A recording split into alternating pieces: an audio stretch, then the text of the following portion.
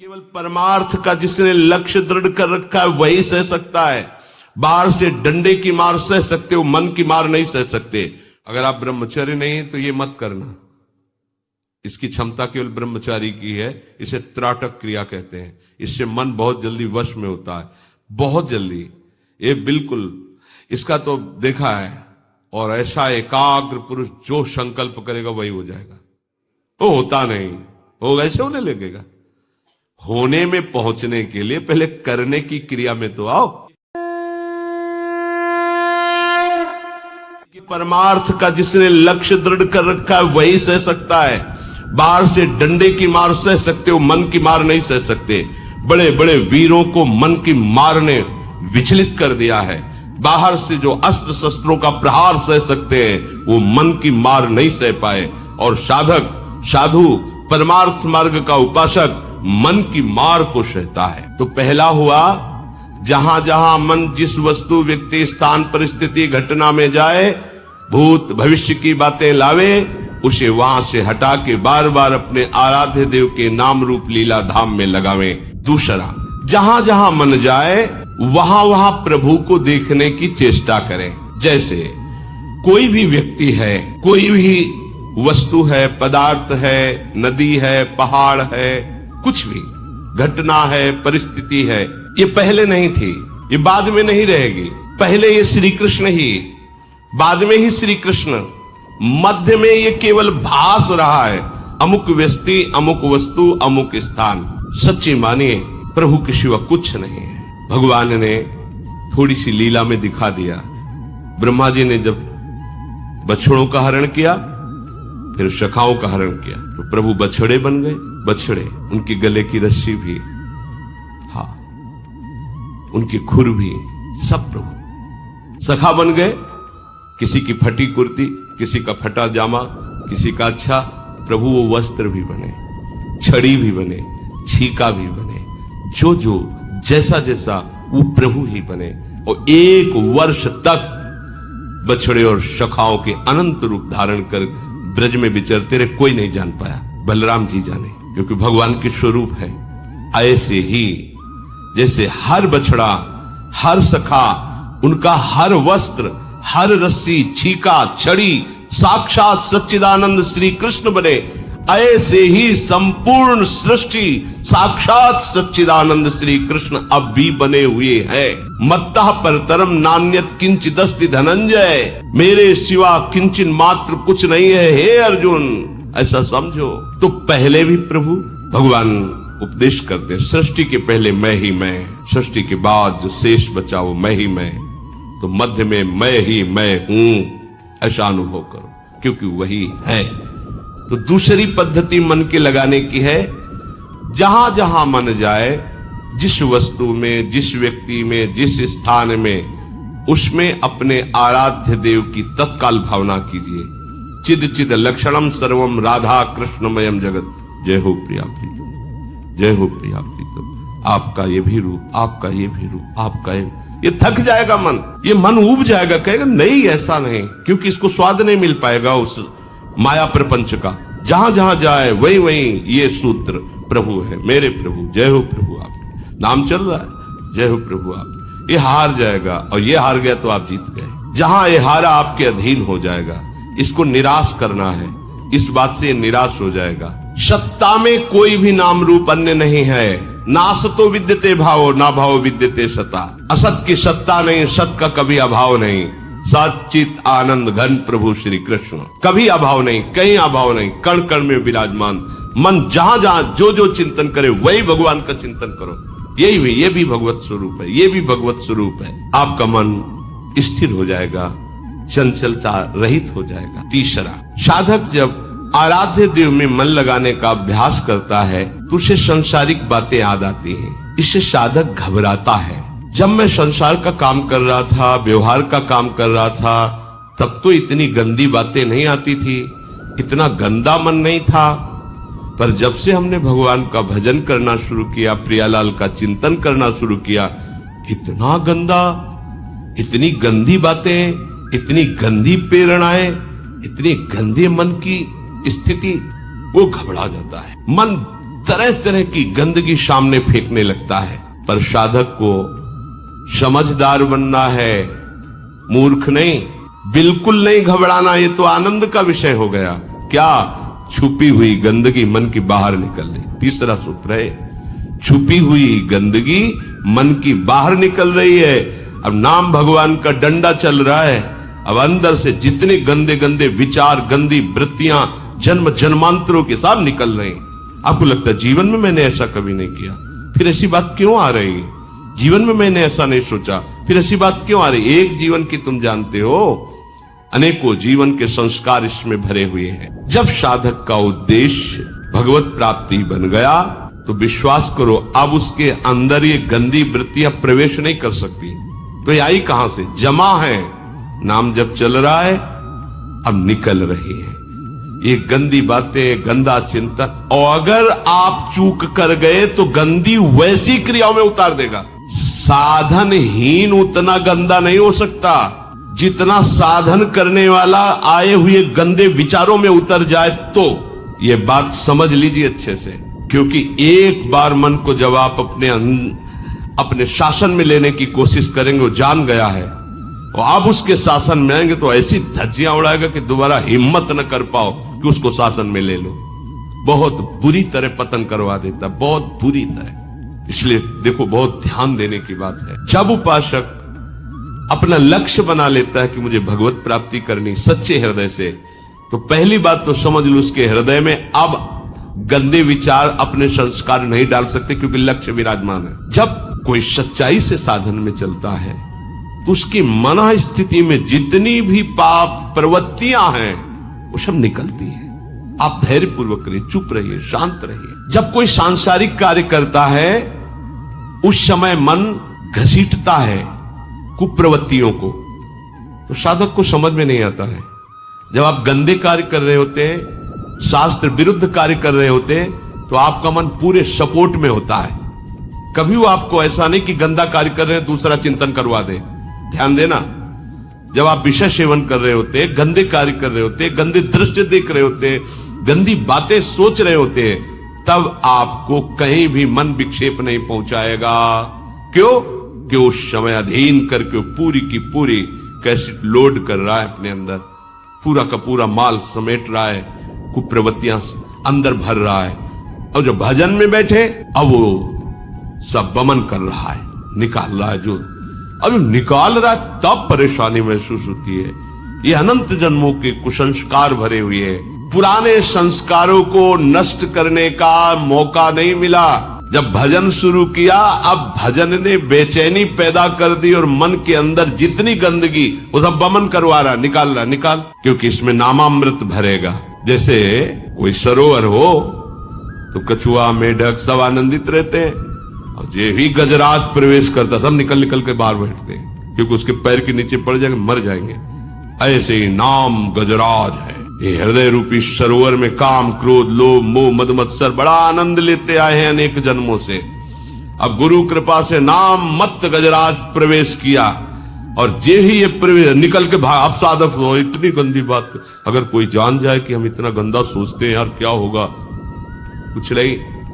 अब तो आनंद होने का आपका अवसर है, ये निकल रहे हैं। धैर्य पूर्वक, घबराने की जरूरत नहीं। गंदी बात आ नहीं रही है, जा रही है। तीसरी बात समझो, बहुत धैर्य पूर्वक नाम में तन्मयता धारण करो, और जप करो, और जप बढ़ाओ, और समय बढ़ाओ। बहुत जल्दी मन निर्मल हो जाएगा, और निर्मल मन में ही भगवान का प्रकाश हो जाता है। चौथा, उपासक को प्रभु का चिंतन करने में कठिनता इसलिए जान पड़ती है कि उसने अपने को शरीर माना है और अपने सुख का हेतु संसार माना है। एक एक शब्द पर ध्यान दीजिए। अपने को शरीर माना है और अपने सुख का हेतु संसार माना है। इसलिए जो प्रभु का चिंतन करना चाहता है तो हमारा माना हुआ चिंतन प्रभु का चिंतन नहीं होने देता, क्योंकि हमने माना है मैं अपने को शरीर हूं, तो हमारा भोगों का चिंतन, विषय का चिंतन, शरीर का। कभी परिवार के जन उतने प्रिय नहीं लगे। जिस दिन भजन का लक्ष्य बनाया उसी दिन से रोना आने लगा अपने परिवार की याद करके। क्या हो रहा है? परिवार के बीच में रहकर उनको कभी प्यार नहीं किया, लेकिन ये एकांत रहकर जब प्यार प्रभु से करने चले तो ये क्या हो रहा है? बोले मोह ने अपना जाल फेंका। वो रो रहा है, दिखाई देता है। एक दिन हुए उसको आए, वो मूर्छित हो रहा है। मम्मा, अपने अम्मा के लिए मूर्छित। ये कोई आश्चर्य कि मोह ने ये हर विकार अपने अस्त्र शस्त्र तैयार ले खड़े। अच्छा, तो निकलना चाहता, फेंका मोह ने जाल। एक बार अपनी मम्मी को देख ले बस। काल ने ऐसा रौंदा, एक बार के बाद वापस ही ले। ये ऐसा विवर है, ऐसी गुफा है माया की, जिसने प्रवेश कर गए वो वापस नहीं आया। पता नहीं क्या हो गया, अनंत जन्मों से भटकते ही रह गए और कभी वापस ले आ पाए। प्रभु के मार्ग में चलने वाले उपासक को बड़ा धैर्यवान होना चाहिए, समझना चाहिए कि मैं वही हूं। फिर कि ये वृत्ति क्यों आ गई, इतनी ममता क्यों आ रही है, इसका मतलब मुझे फंसाया जा रहा है। पर साधक समझ नहीं पाता। जब ध्रुव जी तन्मय होने लगे भगवत चिंतन में, तो आवाज आई, बेटा मेरी रक्षा करो, बेटा मेरी रक्षा करो। तो हल्की से आंख खुली, देखा यक्ष उनकी माता को जबरदस्ती लिए जा रहे और उनकी माता कह रही, ये दृश्य देखा, बेटा मेरी रक्षा करो। तो उन्होंने विचार किया, महाराज पिताश्री उत्तानपाद के होते हुए हमारी माता का अपहरण यक्ष कैसे कर सकते हैं? और दूसरी बात, मैं भगवान की शरण में हूं, तो मेरी माता असुरक्षित कैसे हो सकती है? इसका मतलब ये कोई माया जाल है जो मुझे मेरी निष्ठा से हटाने जा रहा। नहीं, पुनः आंख मूंद ली और भगवत प्राप्ति की। कई तरह से माया आपको विचलित करने की चेष्टा करेगी, ये साधक नहीं समझ पाता। बहुत विचित्र है, बहुत विचित्र। अति सय प्रबल देव तव माया, बहुत प्रबल माया है। छूटे राम करो जब दाया।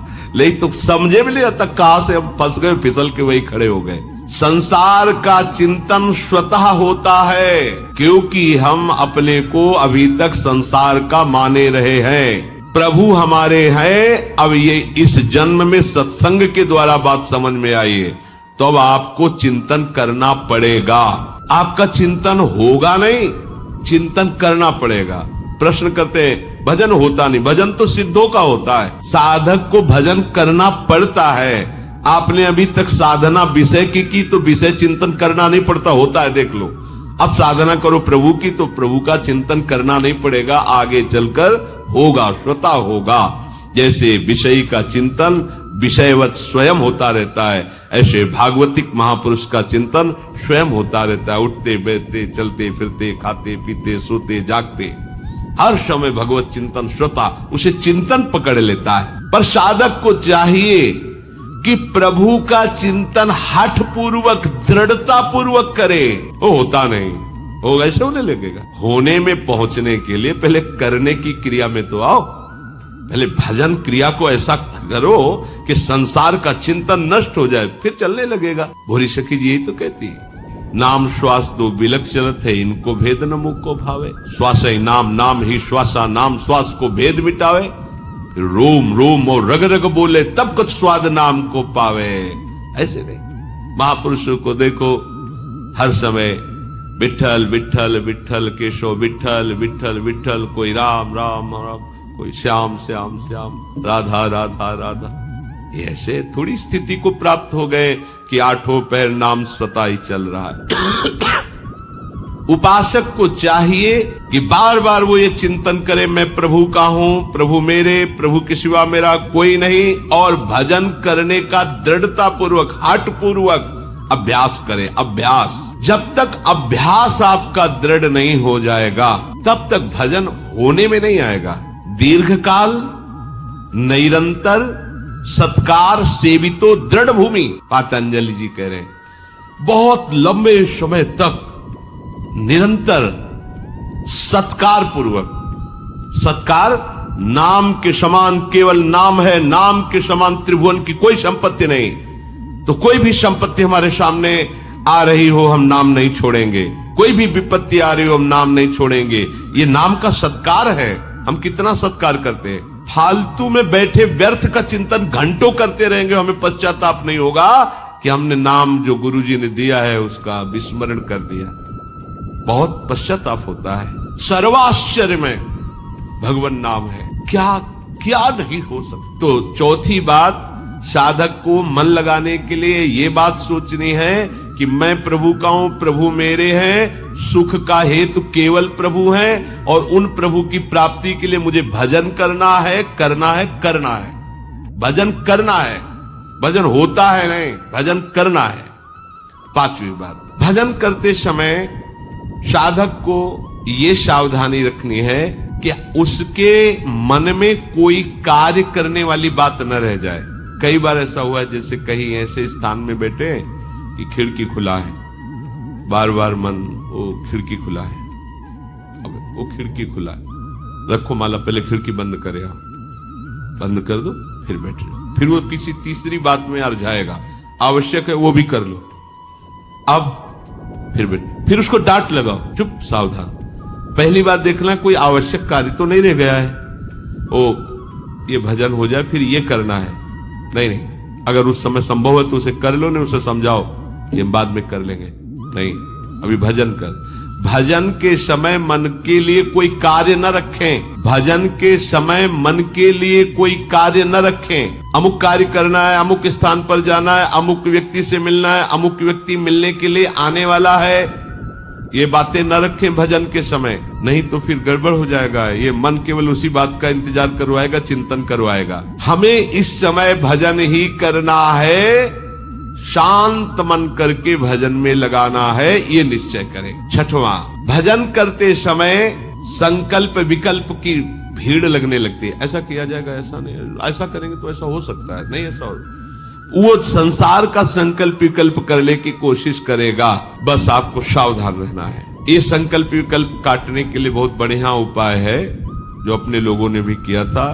शरीर स्वस्थ है तो सब लोग कर सकते हैं। सावधानी पूर्वक जैसे स्वस्थ आसन में, सुखासन में बैठे, वो नाक पकड़ने की जरूरत नहीं, श्वास लंबी खींचो, ऐसे खींच के फिर छोड़ दो, फिर लंबी खींचो। बिल्कुल अनुभव किया हुआ, लाखों बार का है ये, लाखों बार किस लिए इसी में लगे ही रहे, लाखों बार का अनुभव है। भजन करने के पहले शांत बैठो, फिर लंबी सांस खींचो, कुछ पकड़ने की जरूरत नहीं, ऐसे, और फिर छोड़ दो पूरी। अगर हिम्मत है तो छोड़ने के बाद रोक दो, मंत्र चलाओ, एकदम प्राण व्याकुल हो, फिर लंबी खींचो, फिर छोड़ दो, बस फिर रोक लो। दूसरी पर लंबी सांस खींचा, रोक लिया, मंत्र चलाओ, जब प्राण निकलने तो फिर छोड़ दिया, फिर लंबी सांस लिया, फिर अंदर रोक लिया। दो प्रक्रिया है, समझ गए? खींचा, छोड़ा, रोक दिया, जितने सेकंड रोक पाओ, फिर खींचा, छोड़ा, रोक दिया। दूसरी प्रक्रिया, खींचा, रोक दिया, फिर छोड़ दिया। बहुत जल्दी संकल्प विकल्प का नाश हो जाएगा। अब देखना, करके देखना, 2-4 बार तो खींचा, छोड़ दिया, खींचा, छोड़ दिया प्रारंभ में, फिर खींचा, छोड़ दिया, रोक दिया, खींचा, छोड़ दिया, रोक दिया, फिर खींचा, रोक दिया, फिर छोड़ दिया, खींचा, रोक दिया, छोड़। ये 2 मिनट, 4 मिनट, 5 मिनट जितना अभ्यास आप कोई भी करके, इसमें किस प्राणायाम पद्धति के लिए कोई इसमें कोई नुकसान नहीं। जैसे कुंभक रेचक पूरक आदि करने में बहुत योगी की, गुरु की आवश्यकता है। अगर ये प्राणायाम बिगड़ जाए तो वायु रोगी बना दे, कई तरह की परेशानियां पे, इसमें कोई परेशानी नहीं, ये बिल्कुल सहज है। और इसमें हम कह रहे लाखों बार का अनुभव है। मन को तत्काल शांत करने का उपाय, तत्काल आप खुद करके देखना, एकांत में, यहां मत शुरू कर देना, एकांत में देखना, आपको तत्काल मंत्र में लगने के लिए मन आपका तैयार, बड़ी शांति मिलेगी आपको, इससे स्वास्थ्य भी ठीक रहेगा। सामने देखते हुए किसी एक बिंदु पर नेत्र को टिका देना, ये उपाय है। मन को किसी एक बिंदु पर, कोई एक बिंदु आसपास चयन कर लीजिए, दीवाल है, वृक्ष है, कुछ भी है, नहीं है तो आप निर्धारित कर लीजिए, किसी भी, कुछ तो होता ही है दृश्य सामने। अपने लोग तो जैसे तो आकाश की तरफ करके, बस अब आंख जम गई और उसी में मंत्र लिख रहे, खुली आंख, पलक नहीं झपकने दे, बस बार बार मन। थोड़ी देर में आंखों में जलन होगी, फिर बंद कर लीजिए, हो सकता है आंसू भी निकलने लगे, फिर खोल लीजिए। अगर आप ब्रह्मचारी नहीं तो ये मत करना, इसकी क्षमता केवल ब्रह्मचारी की है, इसे त्राटक क्रिया कहते हैं। इससे मन बहुत जल्दी वश में होता है, बहुत जल्दी, ये बिल्कुल, इसका तो देखा है। और ऐसा एकाग्र पुरुष जो संकल्प करेगा वही हो जाएगा, उसकी क्षमता के अनुसार।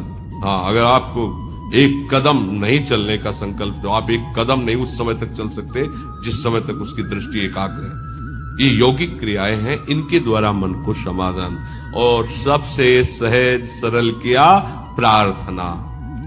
भजन करने के पहले आराध्य देव को प्रणाम करके उनसे प्रार्थना करनी चाहिए कि प्रभु आप मेरे को बल दीजिए, आपके बल से इस विषयी मन को मैं आपके नाम रूप लीला धाम में लगाऊं। जहां जहां मन जाए वहां वहां से हटा करके इसे प्रभु में लगाना, जहां जहां मन जाए वहां वहां प्रभु को देखना।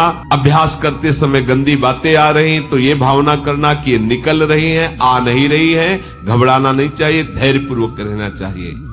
उपासक को संसार के चिंतन में सहजता होती है, प्रभु के चिंतन में कठिनता होती है, इसीलिए प्रभु का चिंतन करना होता है। करते करते वो सिद्ध भावना में होने की पहुंचता है। इसलिए ये प्रारंभ में नहीं देखना चाहिए कि मेरा भजन तो नहीं होता है। उपासक को ध्यान करते समय, भजन करते समय अन्य कोई कार्य न रह जाए, ऐसी स्थिति में बैठना चाहिए। मन को समझा बुझाकर या कार्य निवृत्त करके फिर भजन में तन्मयता धारण करनी चाहिए। भजन करते समय कोई संकल्प विकल्प ना आवे, इसलिए थोड़ा योगाभ्यास भी कर लेना चाहिए। आसन में बैठ करके जो भी प्राणवायु आदि का, और प्रभु से प्रार्थना करनी चाहिए। अगर सफलता ना मिलती तो आज तक के महात्मा भगवत प्राप्त ना होते।